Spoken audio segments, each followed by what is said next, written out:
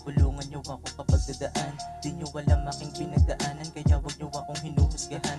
Oo, ako ay single na ina, pero hamon ng buhay hindi sinukuan. Bagkus ako'y talagang nanindigan ng supling, hindi dapat yan pagsisihan. Akala nyo basic lang maging ako, kahit meron trangkaso dapat umararo. Bakit aasa ako sa taong iniwan kami ng anak ko?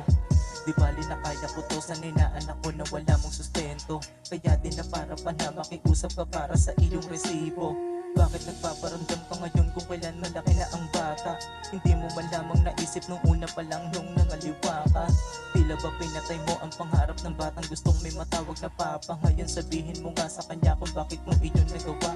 Puta naman, tapos ngayon gustong gusto mo pa talaga nakuhanin. Kapal ang mukha mo, wala kang karapatan sa salitang yan sabihin. Umalis ka na nga, wag ka na talaga magpapakita pa sa amin. Alam ko naman ang mga ginagawa ko ay para sa anak ko rin.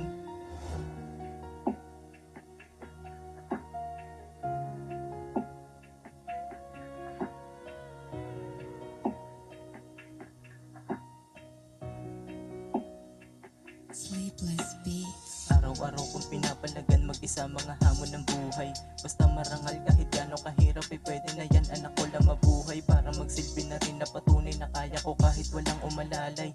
Dito sa mundo ng single mom dapat lang talaga ay matibay. Kahit napakasakit na rin minsan ng inyong mga sinasabi, di nyo alam ang lahat ng iyon ay iniinda ko sa gabi. Habang dahan-dahan kong hinuhugot sa puso ang lahat ng pang-aapi.